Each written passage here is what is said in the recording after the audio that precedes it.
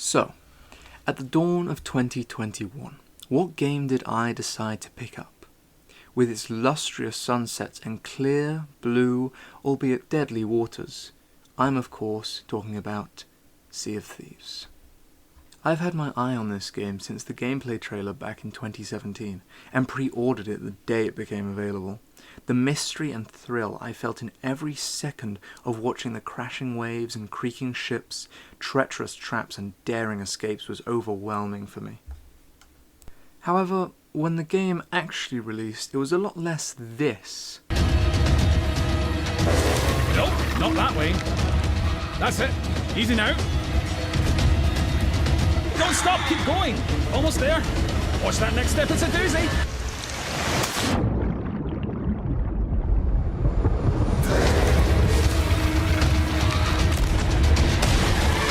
Now that's a rescue.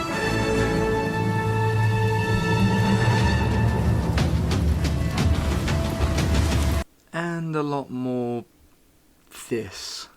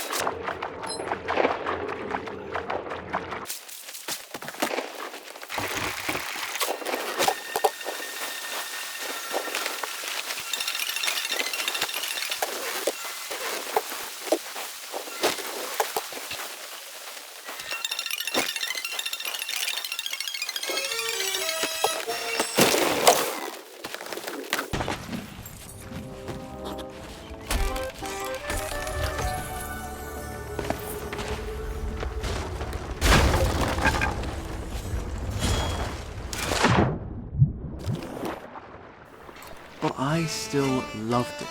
Some of my most fondest memories were captured amongst the rocky alcoves and jagged fins of the Sea of Thieves. From a guy telling me to wrap my tools, to a married couple who really made me appreciate the soft and unspoken love two people can share. This game was made what it is today by the players. Sailing together with a crew on quests to the shores of islands and lagoons for 8 hours or more straight, where nobody would outright speak for the entire time, but we all felt like this conjoined crew. It was magical, especially when everybody would fumble the PvP, and most of the battles were just waiting for the other ship to beach themselves. I still remember when the Hungering One, a Goliath alien megalodon that could sink a fleet of galleons with ease, first arrived. To be summoned, it forced players to use at least 2 players from another crew to achieve the tattoo and drum, and sail out to a barren bit of ocean, all playing a song that you had to play in unison with an NPC, and then carry it to your crew to be played the entire journey.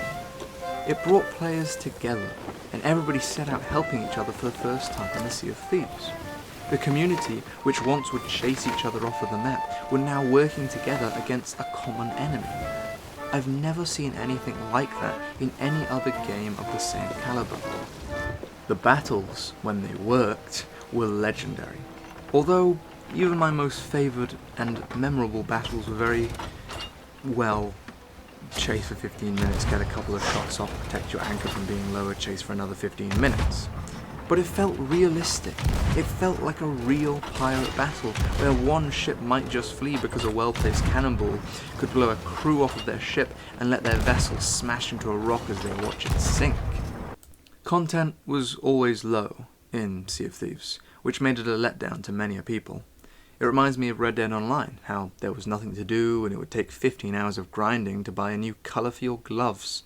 Shameless plug, Red Dead review coming soon, both online and story mode separately, so have to keep up to date with that.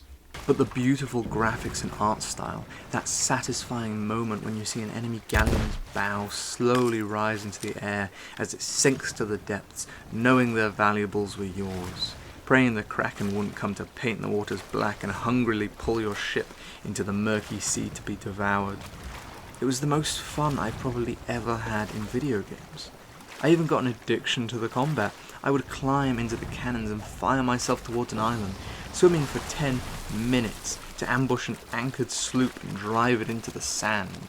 But of course, with every big game, there were huge downsides.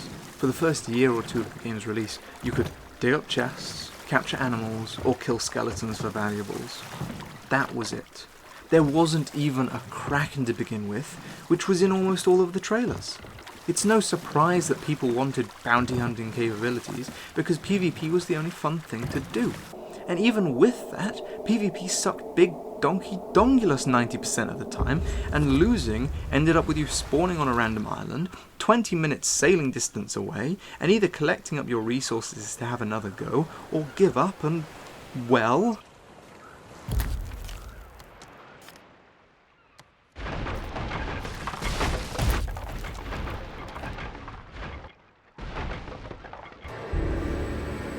The lore of Sea of Thieves is another thing that kept me intrigued. From giant crabs that locals would get drunk, to the dastardly secrets of the apparently friendly merfolk, all the way to the Easter egg that the Kraken that hunts our yummy hulls is actually a ship captain, cursed to take the shape of the Leviathan. It adds so much more to what, at first glance, looks like a bunch of water and sand. The tall tales also brought so much life and character to the game, and are still being expanded on even today. Sea of Thieves has a lacking PvP system, which makes it easier to just jump aboard an enemy's ship and one-tap them with a blunderbuss than actual fun PvP.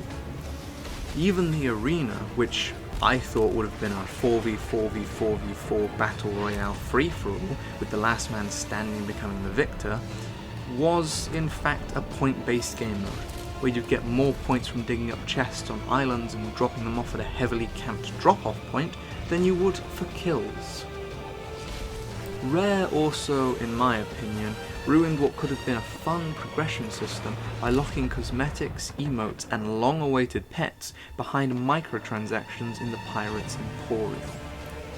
The Sea of Thieves is, even today, still being flooded, pun totally intended, totally unfunny, with new content and events upon the high seas. This continues to keep the loyal player base excited for every new release, and brings old players back. All in all, the Sea of Thieves offers huge opportunities to those who enjoy quiet, calming games that can also be a slight tricky at times, and extremely chaotic, and rewards those who play with a crew of friends superiority over the seas, as long as they actually know how to lower the sails. Just try not to be this one. From the golden sands of the shores of plenty to the rock-filled, lush, blue waters of the ancient isles, dropping off very briefly at the sickeningly reminiscent of British summer wilds, to finally come to the end of your journey in the boiling beaches and ashy waves of the forsaken shores, before sailing into the shroud and watching your ship sink into the blood-red waters.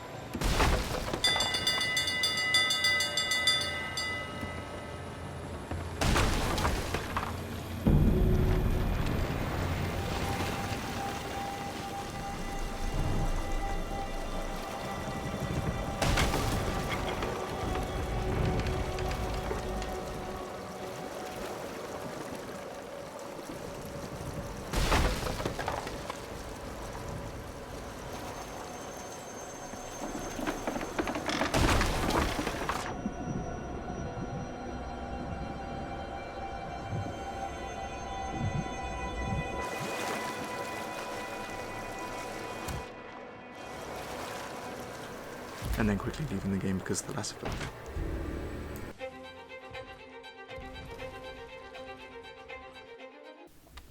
It really makes you feel like a pirate, and it has something for everyone.